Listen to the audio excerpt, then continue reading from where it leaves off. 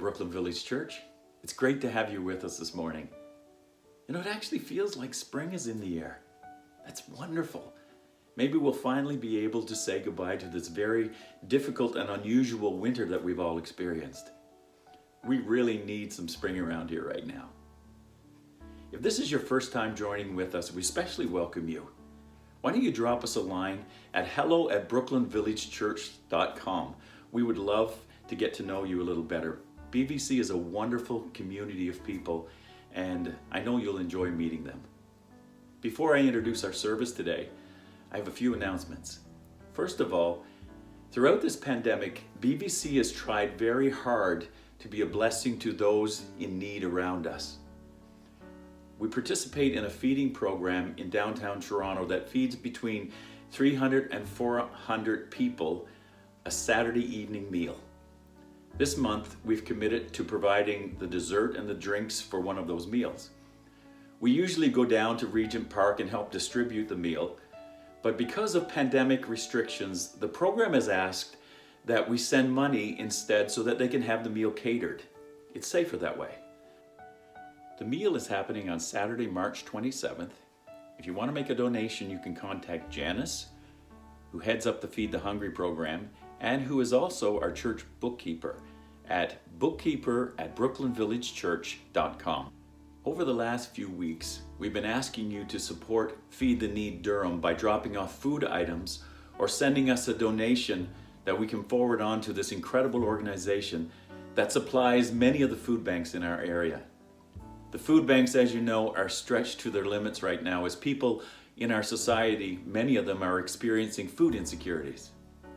Because of the connections that Feed the Need has, every dollar that you gave translated into $7 worth of food for this organization. 7 to 1, that's fantastic. So you gave $1,245, and that translated into over $8,000 worth of food for this organization. Wonderful. Thank you so much for participating.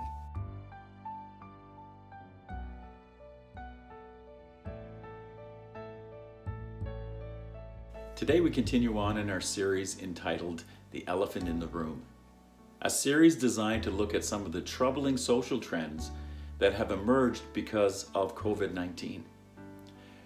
First we looked at addictions, then we looked at bad nutritional habits, and today we tackle the topic of mental health. This pandemic has been difficult in many areas of our lives, but statistics show that it has been particularly hard on our collective mental health. Stay tuned as Pastor Steve discusses this issue and interviews a guest who knows a whole lot about this area. Also, the dynamic duo of Pastor Jess and Pastor Ginny will drop by and share with us what's happening in our youth department and our children's department. Esther and Cheryl are coming in just a moment to lead us in a time of praise to God. But before they do, why don't we start our gathering in prayer? Lord, we thank you for this gathering today. We thank you for your people. The love that you have for us, Lord, is overwhelming. May that love translate into a love for each other and a love for our community. Lord, I pray right now that as we discuss mental health, that each and every one of us would find in you everything that we need today. Lord, as we open our hearts, as we're willing to be vulnerable, as we listen to this sermon and this interview today, let our hearts draw close to you. May we find in you everything that we need. Lord, thank you for this time together. Thank you for this gathering. May it be uplifting and encouraging and strengthening. And Lord, may somebody come to know you today as Lord and Savior. In Jesus' name, amen. Amen. Enjoy the service today. God bless.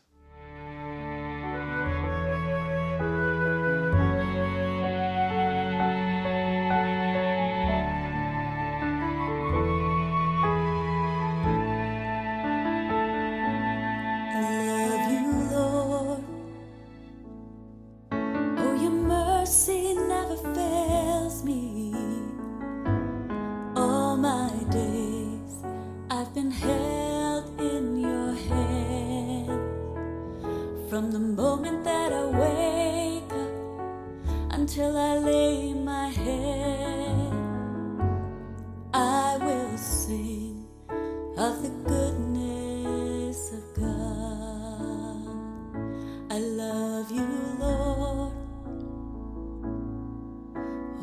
mercy never fails me. All my days I've been held in your hand. From the moment that I wake up until I lay my head, I will sing of the goodness of God. All my life you have been faithful. All my life you have been so, so good. With every breath that I am able, I will sing of the goodness of God. I love your voice. You have led me through the fire. In darkest night, you are close like no other. I've known you as a father, I've known you as a friend, and I have lived in the goodness of God. All my life you have been faithful. All my life you have been so, so good. With every breath that I am able, I will sing of the goodness of God. Your goodness is running after, it's running after me. Your goodness is running after, it's running after me. With my life laid down, I'm surrendered now. I give you everything. Your goodness is running after, it's running after me. Your goodness is running after, it's running after me. Your goodness is running after, it's running after me. With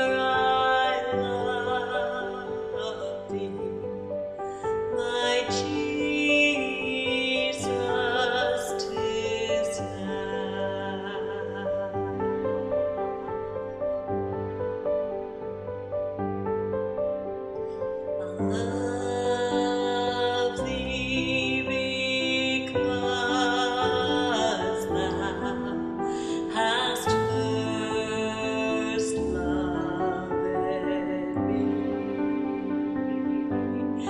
and purchased my pardon on Calvary's tree. I love thee for wearing the thorns on thy brow. If ever I loved thee, my Jesus, 'tis now.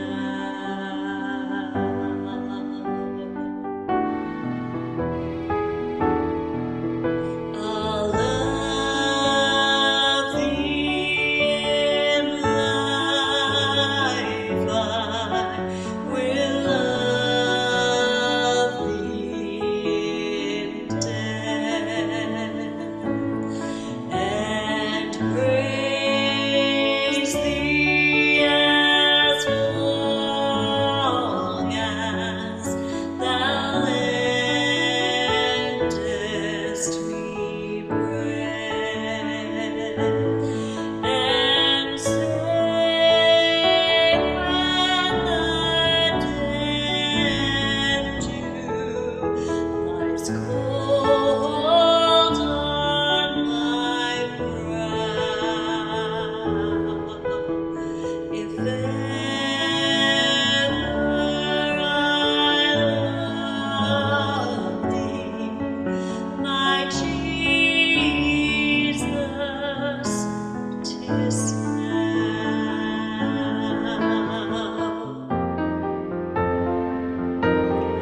In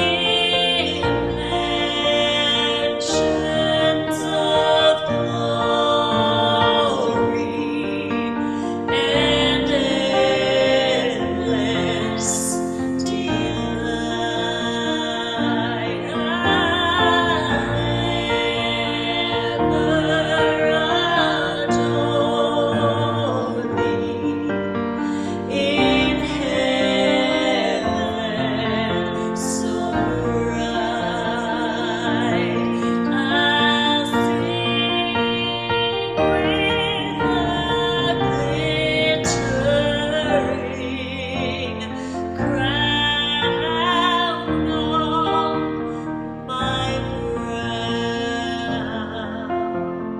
If ever I love thee, my Jesus, 'tis now.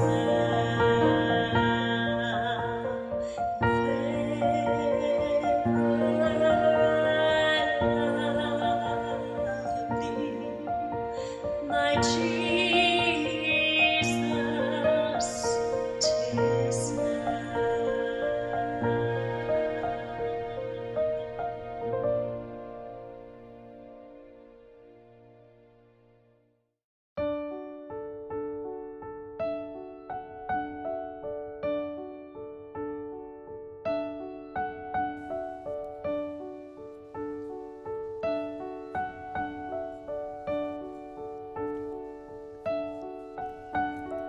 I've heard 1,000 stories of what they think you're like, but I've heard the tender whisper of love in the dead of night as you tell me that you're pleased and that I'm never alone. You're a good, good father. It's who you are. It's who you are. It's who you are. And I'm loved by you. It's who I am. It's who I am. It's who I am.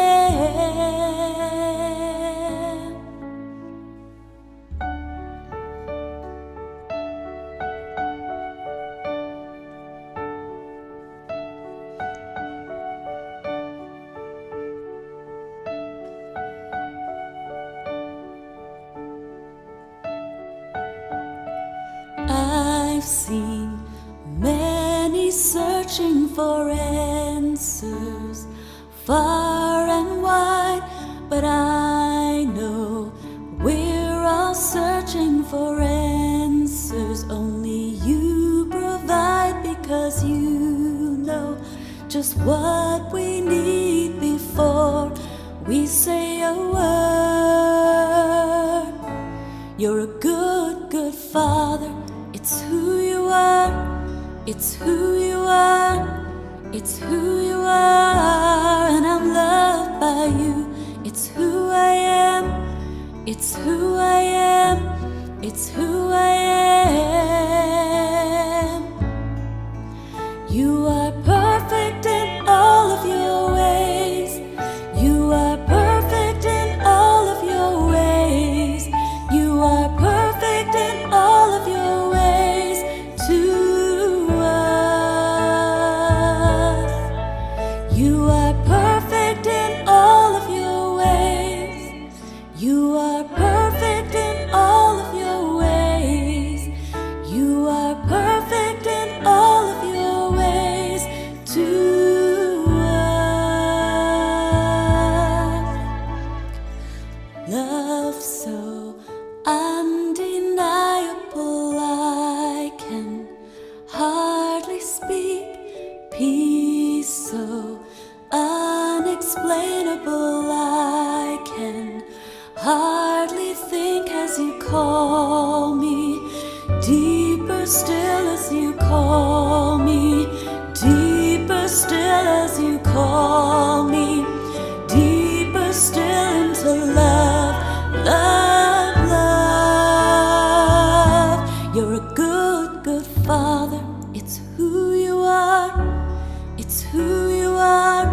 It's who you are. And I'm loved by you. It's who I am. It's who I am. It's who I am.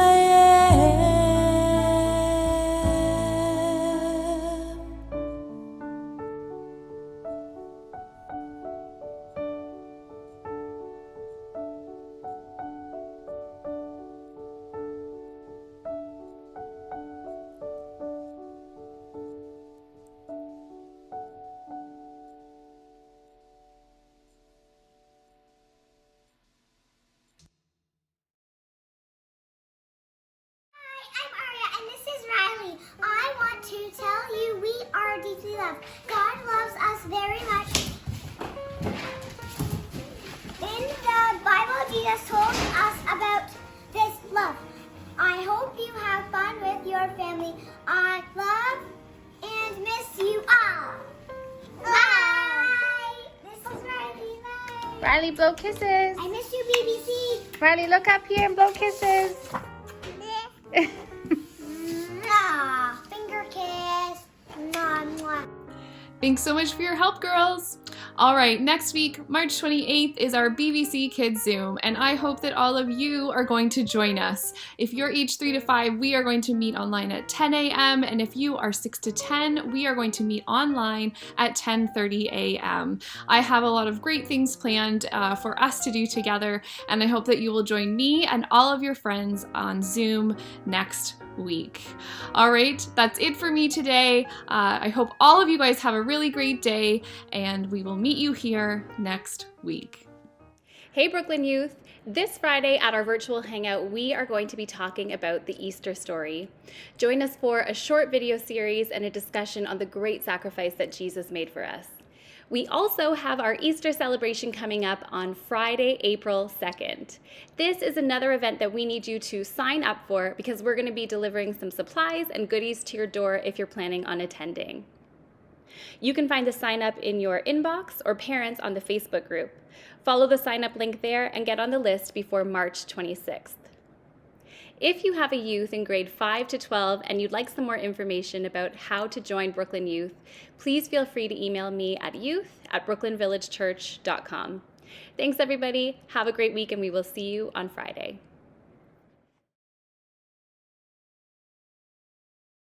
Hey, good morning, BVC. We hope you've enjoyed the last couple of weeks as we've been going through our Elephant in the Room series.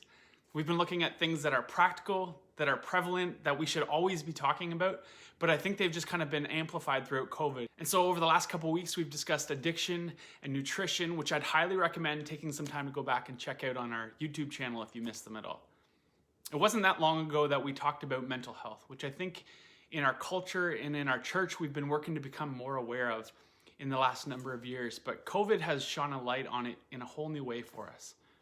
There are some who have dealt with varying mental health conditions where it's been amplified in their lives during this time, and for others, COVID really hasn't presented anything new for them because they've had mechanisms in place for dealing and coping with their conditions. But I think the more alarming concern is if you talk to someone like Susie Medill from the church who is a mental health nurse, a lot of what they're seeing in the hospital are first presentations from people who have never struggled before. And maybe you can relate to that. You know, it's not something you've ever experienced before, and there's been this flood of emotion and feelings, and you're just not sure what to do with it. This morning we have Brittany Cooper joining us, who's grown up at BVC and has in the last couple of years started her career as a psychotherapist. And we're going to be diving into the topic of mental health a little more with her today, specifically looking at anxiety and depression. And I want to make sure that I don't overlap anything that she has to say. And so we're just going to jump right into the interview this morning. And then I'll come back afterwards to close with some thoughts regarding our response to people who might be experiencing these mental health conditions, but also how we as individuals and as a church can be responding to those around us with anxiety and depression as a very real part of their lives. So here we go. Okay, we are here with Brittany Cooper today. Many of you will recognize her as Brittany Frederick. She grew up at the church at BVC, and we are so happy to have her with us today as we talk about mental health. And so, Brittany, welcome. Why don't you tell us a little bit about yourself, where you're at today for those that don't know you, and we'll get going. So I am now a registered psychotherapist. I work with a lot of different people of different ages and concerns for a private practice called Life Care Centers. Anxiety and depression is something that I see a lot of, ranging from something that affects people in their everyday struggles. It can be really small, on the smaller side of things, the smaller scale of things, or it can be a little bit more severe. And so there's a lot to talk about with it. Mm-hmm. So, Brittany, how has your field changed in the midst of COVID? Like, what have you seen differently that you would have seen than you would have seen before? Yeah, so a lot of what you might expect, where all of the uncertainty that's coming in the current times, not with everyday life kind of changing, not knowing how it's going to further change, and being so disconnected from people. Um, it really increases the anxiety that people have, whether they already had some anxiety or if it's something that they're actually experiencing for the first time, because this is just such a large impact in people's lives. So anxiety is something that's really increased over the past little while, um, as well as symptoms of depression. And again, those are symptoms, and there's also people who are experiencing episodes of depression because of these triggers from what's going on.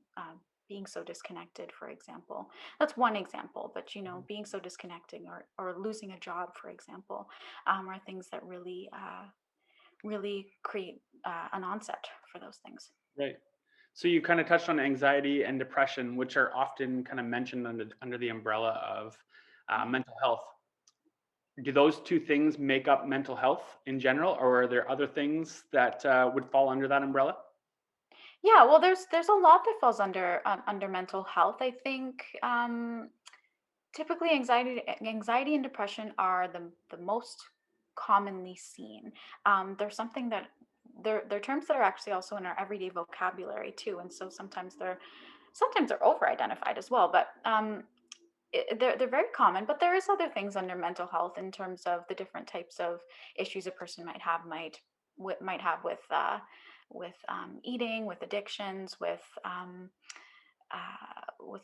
certain types of experiences that they have, that are just outside of the norm in terms of being able to function really well.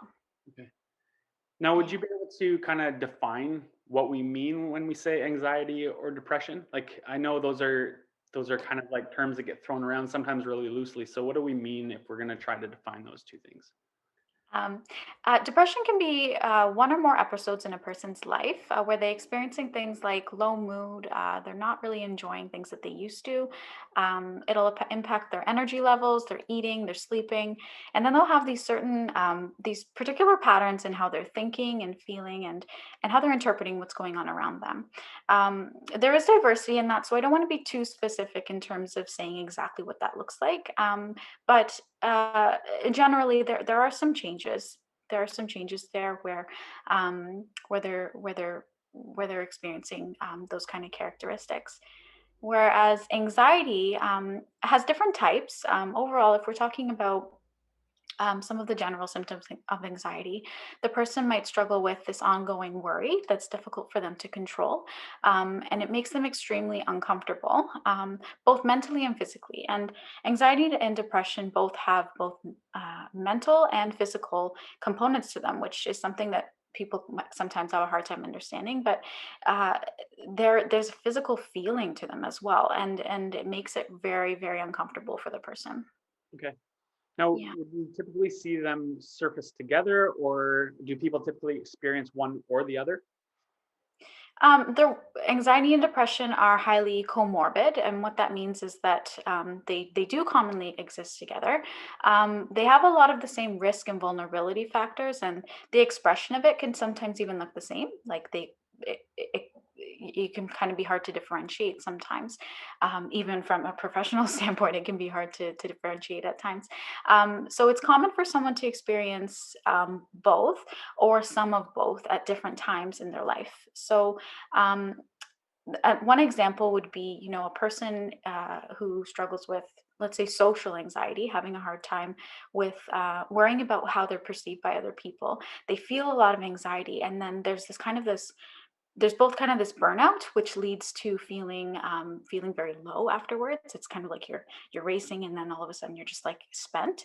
But then also this lack of social connection, for example, because if you're worrying about how you're interacting with people, you might be avoiding social situations, and so not really getting satisfying relationships, which leads to feeling depressed. So, and that's just one version of it, but an example of how they can kind of go together. Okay, thanks. Yeah. So, what stigma exists with respect to anxiety and depression? I guess with regards to people who experience it themselves, and then what's stigma exists towards people who experience anxiety and depression as well? Yeah, that's a good question, because I think we would like to think that the stigma around mental health has improved, and in a lot of ways it has. But um, there certainly is some stigma around it. For example, just having a hard time deciding whether or not to seek help. People can kind of over or underestimate whether or not it's enough to get help. To say, oh, it's not that bad, so I don't need to tell anyone about it, or it's too much and nobody can help me. So there is that. There's People are still impacted by family views of mental health as well. So as much as on a societal level we're trying to do things, there's individual family cultures that kind of dictate how we respond to those things, and can be really hard to work around. um, I think a big thing as well is that people can oversimplify what it is, and uh, in terms of just assuming, I feel this way because of that. And so there's actually a lot of different factors that go into um, the experience a person has with these kind of symptoms. And it's very, very rare to be able to point to one thing and say that's what it is. And that can be really difficult for the person trying to understand it for themselves, as well as for other people trying to help them or trying to identify it. In Christian circles, I know that that's probably an important piece to talk about today.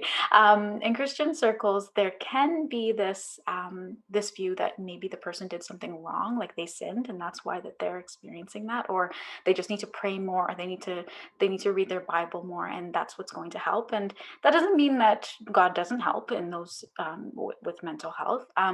It's just there's deeper rooted issues a lot of the time, and And so a person can receive kind of practical advice. Sometimes again in a church environment, it can be relating to those things, and but or it can be, in general, this solution focused approach that people often take that really negates uh, the complexity of it, that's harder to be understood and is commonly more the root issue, Right. Okay. or some of the root issue. So, is there anything genetic about anxiety and depression, or is it typically more geared towards, or is it the result of our nurturing, kind of how we've been brought up, or the things that we've been exposed to? Yeah, well, it seems like a cop out explanation to say that it's both, but it really is. There is a genetic predisposition that's fairly common, but there's lots of factors as well that have to do, aside from biology. There's a person's personality. There's some of their upbringing in terms of how that impacts their life experiences, but also even learning and conditioning of how to respond to your respond to your environment, to create relationships with people, things like that. Attachment is a big thing, both your attachment to your primary caregiver growing up, as well as attachment wounds and relationships later in life. So there's a lot of things, and of course there's these stressors in a person's environment. COVID, for example, being one of them, right? This huge experience where that a lot of people are going through, and it really throws them off and causes them to think about things in a different way. Right. So, does that environment or exposure actually play a big role in the anxiety and depression that someone might feel? Like, for example, like if I'm experiencing anxiety and I spend a lot of my time with other people that experience anxiety and worry about certain things, Yeah. is that really going to impact how much anxiety I experience? It can. It's one piece to it. And depending on the person, it might be more or less, it might be a bigger or smaller piece for that person. The way that it might impact you could be, it's kind of like a learning thing in terms of this is the way we think about things, or that I see that somebody else is scared of this, so I'm scared of this as well. It's also a skills thing. So modeling takes place where, the types of modeling and teaching takes place where if a parent or friend or whoever you're spending a lot of time with is has these really good skills for, managing when I feel uncomfortable in a situation, what do I do to get through it, or when I have a setback, what does that mean for me and how do I respond to those feelings. You do take those in, right? And so it can be an impact, it can be a large impact, and depending on something like your genetic predisposition and other stuff that's happening for you, it can kind of trigger the onset of bigger challenges. Okay. So this Yeah. next question is probably something that we can all say that we've maybe asked before, but how do you distinguish between sadness and depression, and then stress and anxiety? Because there's obviously different levels, right? That would push us to the point of recognizing that, okay, I need to get some professional help here. Right. Yeah, so the difference is if you kind of think of these things as, an emotion or state versus like a long-standing mood. So if you're feeling sad, that's an emotion. That can be something that, you can ride out or kind of changes over the span of a day, for example, or over the span of a couple of um, a shorter period of time, and that can kind of vary. But when it turns into a mood, you find that it starts to last longer. And I'm speaking about depression, I guess, at this point. So it starts to last longer. It's more severe, and you're finding that you're not really getting relief as often. It's not very tolerable, and then it's starting to impact your daily life. And that's a really key part of it. And not just in terms of diagnosis, but just in terms of how we try to understand things, understand when it's time to get some help. If your life's being impacted, if you're not really living life as freely as you could be, that's a good indication. So sadness and depression, that's one way. And stress and anxiety. Stress is really common. That happens in our everyday lives, it and actually, I find that people interchange the term stress and anxiety a lot. They might say, "I feel really anxious," when really they might be a bit stressed, or it it or It varies. Anxiousness can be a feeling as well, but then it can also be it can be something that's more of affects not like a mood, the way that depression is, but more it affects it affects situations over and over again.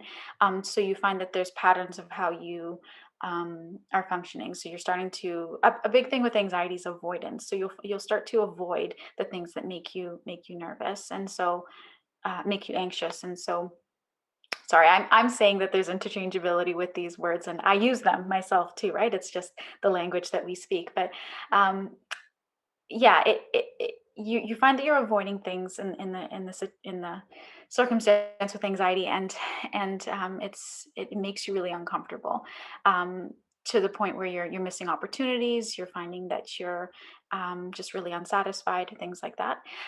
As in addition to that, though, I would say that, and this is not just because I'm a psychotherapist, I think just overall, diagnosis aside or severity aside, I think when it's important to attend to a person's emotional health just at any level. So if there's anything that you're feeling is kind of off, in terms of wanting to feel a little bit a little bit of relief, it's a good idea to reach out and to someone.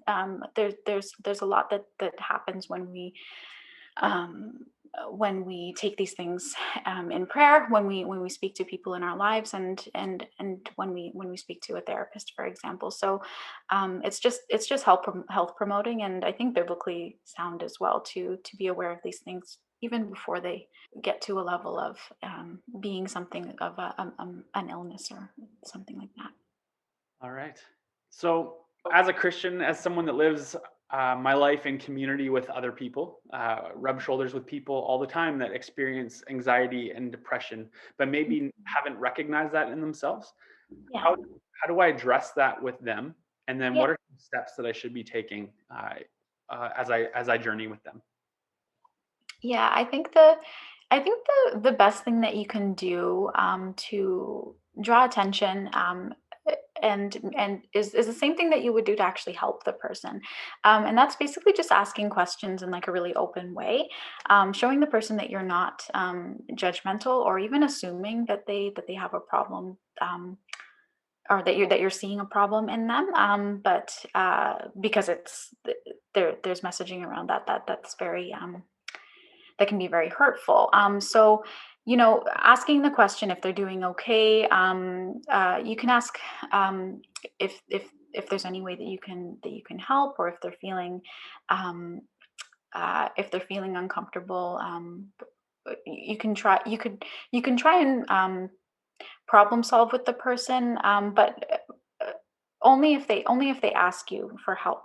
Um, a lot of the time we will see that a person is struggling and then try to give them advice and say, this is what you need to do, or even directly to say like you need to seek help, and that comes across as very judgmental, and a lot of the time people have an idea of what they need, and so uh, it just takes feeling supported and understood, to be able to come to that. So I guess the answer to your question is being supportive can really go a long way. It's also hard to see whether a person is struggling at times. People can be, and I mentioned this because sometimes it can be, sometimes there can be a bit of struggling further on a person's on their own because no one's noticing or seeing anything. Um, eh, and this actually happens because people are pretty motivated to hide these feelings. I mean, why would you want to share? A lot of the time it feels there's a stigma attached to it, or it just feels uncomfortable to share these deep things about yourself. And so it can be hard to identify, and so again, asking open questions about it is really kind of a way to go. One thing I would indicate, I mean, and this might seem like it's more on the severe side of things, but I think it's important to mention that if you think that a person is really struggling to the point where they might be thinking about ending their life, it's important to ask that question directly. A myth around suicidal ideation is that a person will get the idea of doing it if you ask them, and that's 100% not true. If you flat out ask them, have you been thinking about ending your life? Are you feeling really hopeless? Um, have you been? Are these things that have been coming up for you? Those are really important questions to ask, if you feel like it might be getting to that point, and then being a little bit more direct in terms of we need to get you some help. Great. Yeah. So, Brittany, as a Christian, as someone who has a strong understanding of mental health, is there a way through anxiety and depression, or does it become more about just managing it long term in our lives? Yeah, it depends on the person. It depends on the person and the severity, or the type of anxiety or depression that they're experiencing. For some people, it's for a season. It can be triggered by a life circumstance that's happening, and when the circumstance ends, their stress is relieved, and so these symptoms are relieved as well. Um, as for other people, there's a longer history with it, and the severity is a little bit more, and so they might find that it's a longer term, where they're struggling with it, and yeah, for other people, there's they're kind of in and out in terms of having, uh, sometimes we call them episodes of these symptoms throughout their life. So it really depends on the type of uh, anxiety or depression or mental health concerns that the person is dealing with. For some people, they find that there's a spiritual component to it, and so they find a lot of strength and a lot of change through integrating their faith into whatever intervention or treatment that they're going through. Um, but it really comes down to those things that I mentioned in terms of just the type and what's happening in a person's life. Now, I know this is another thing that has stigma around it, but what role does medication play in the life of someone who deals with anxiety and depression? Yeah, medication is an interesting question. It's one that I actually had to struggle with myself, and going into this field and learning psychotherapy and wondering how medication plays a part as well. Medication is actually really helpful at times. It's not for everyone, and I wouldn't say it should be the first choice unless it's medically indicated. But so it works well for certain people and for certain types of anxiety or depression versus others. If there's a lot of biological stuff going on, then that makes sense. Often, what we find is the best outcome that a person really has is when there's some sort of personal healing or change, in addition to. In either instead of or in addition to medication, because that's really the thing that's going to create the longer lasting changes, how you're relating to yourself and the world differently. Yes, for some people, if it is a biological thing that has led to or caused the depression in their lives, Yeah. medication may be a long-term thing, right? For them, it may be something that they kind of have to use for, I guess, for their life. Is that kind of what you're saying? For I wouldn't say for their life. You might take medication for a longer period of time. And as a sidebar, I'm not an expert on medication, so there's lots of nuances to it. But I think overall, research shows that a lot of mental health difficulties get better with even just with time. And it's not necessarily time that's doing it; it's all of the things that's changing within you and your life, and that causes that to happen. So I wouldn't say it's a life sentence, or that it's something that you're going to be stuck with forever. And the level of suffering that you have throughout that again, that depends on changes that either you're seeking out or are happening in your life. So I mean, like, I don't know if I know I've encountered people who've taken medication for a very long time, for example, and found that they still needed something extra, or that they come off after a period of time and things are better. And a lot of that has to do with their circumstance and things that they've gathered over the years. So yeah, does that answer your question? Absolutely. Yeah. Yeah. Yeah. Thank you. So just a couple quick questions left here. What is what's one piece of advice you'd give someone who's recognized depression or anxiety in their lives?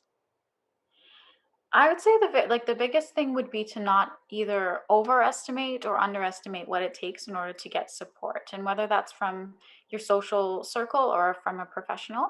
Um, People can assume that they need a diagnosis for help, and then on the other side of the spectrum, people can assume that their concerns are just too severe for anything to be helpful. And um, on both ends, there's always something that can be done to be helpful. Yeah. And then what about for someone is seeing it in a loved one or even in our kids? Because I know it's something that they don't have to wait till adulthood before they start experiencing anxiety and depression, right? So, Yeah. how, as a parent, as a friend, how do we address this with people? Yeah, I think it doesn't. I mean, early intervention and seeking out the right skills. Examining what's going on for you, or kind of meeting whatever needs are there earlier on in life is a good thing. And I would say, in terms of how to address that, I would go back to um, honestly just relating with people, just getting a sense of what they're really going through, trying to build a relationship with the person where they're feeling comfortable to share with you of what's going on. um, and there's a lot that you can do, actually. The healing for a lot of challenges, aside from the biological piece, the healing is really interrelational.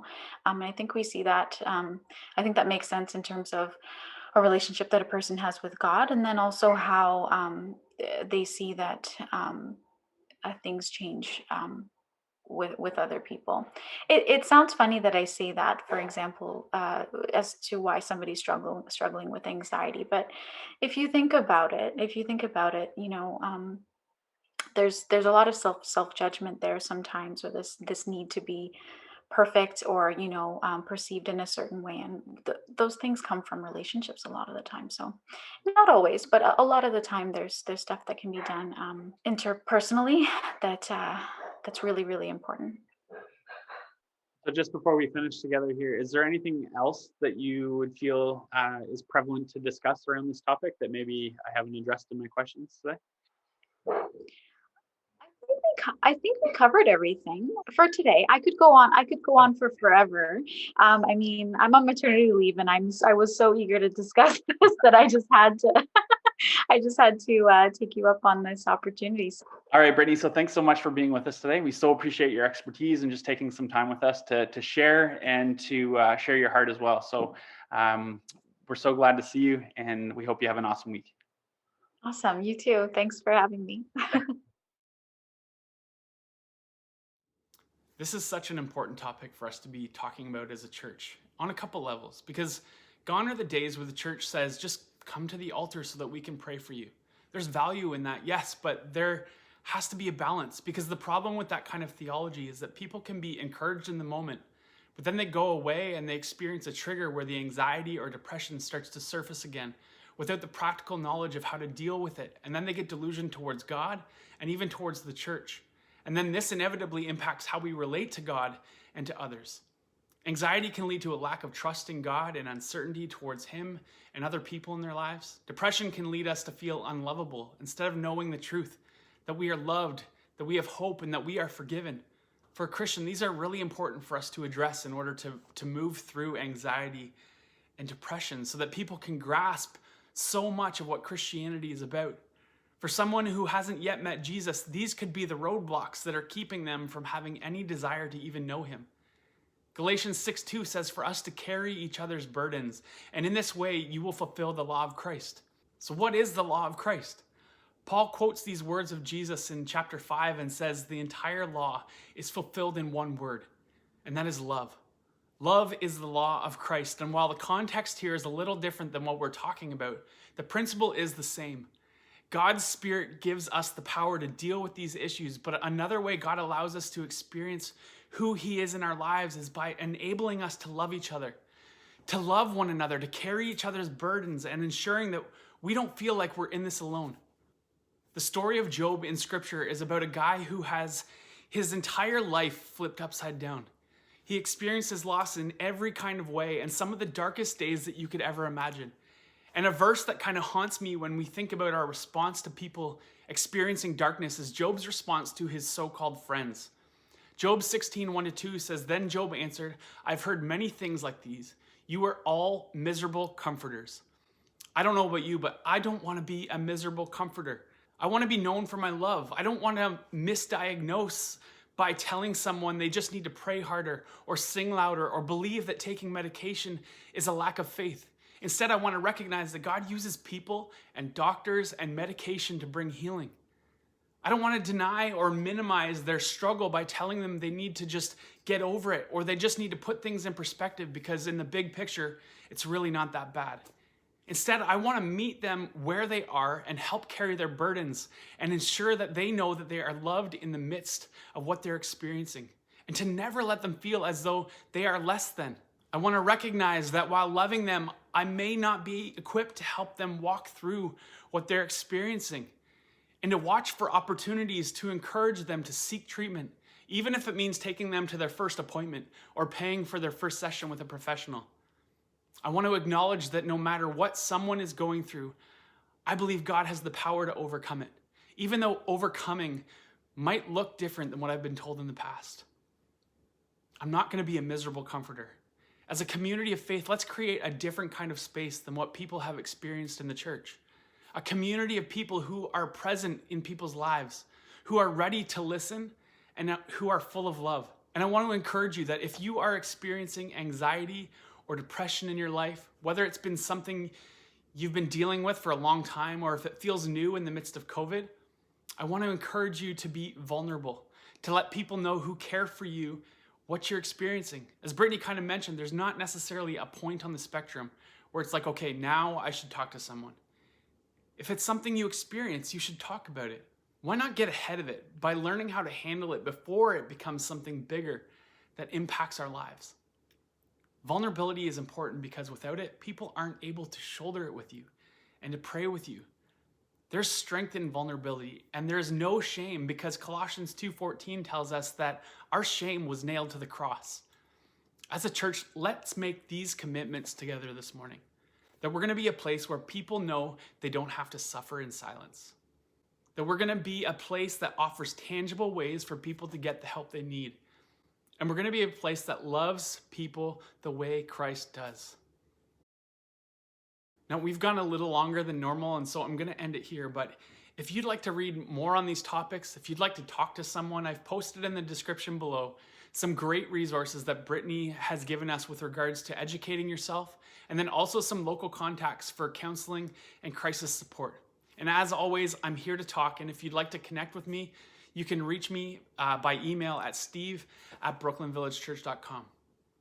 I've stumbled on this quote this morning that I thought was a great way for us to close today. It says this: loving Jesus doesn't always cure suicidal thoughts. Loving Jesus doesn't always cure depression. Loving Jesus doesn't always cure PTSD. Loving Jesus doesn't always cure anxiety. But that doesn't mean Jesus doesn't offer us companionship and comfort. He always does that. Why don't you pray with me? God, we confess this morning that we have judged people who experience mental health conditions. We've judged them because we don't understand, especially when we haven't experienced it ourselves before. Forgive us for the times that we've made assumptions. Forgive us for our indifference. Forgive us for our actions and words that either knowingly or unknowingly have led to people feeling shame and unloved. We recognize this morning that we live in a broken world, a world full of sin that leads to brokenness in every part of our lives. Anxiety and depression were not part of your plan for humanity, and I pray for those who are watching today that experience anxiety and depression in their lives. I pray that you would comfort them, that they would know your love, and that they would be encouraged to open up, to share their experience, and that they would ask for help. I pray that they would have grace for those of us who care for them, but fail to say the right thing at the right time. I pray that in those moments that our actions would speak louder than our words in their lives. And I pray that as they seek help, that you would use the love of the people around them counselors, doctors, and even meds if required to bring healing. That they would find tools to minimize and even eliminate the anxiousness and depression that is impacting their lives. I pray that they would know your peace and your comfort and would find ways to lean on that and recall all that they have to be thankful for in moments when those feelings start creeping in. For those feeling unwanted and unloved, for those who can love everyone but themselves, for those who feel that they would be better off or that things would be better off without them. I pray that they would know your hope, that your light would shine into the darkness that they're experiencing. Place people in their lives who have the courage to ask the tough question and can lovingly speak truth into their circumstances.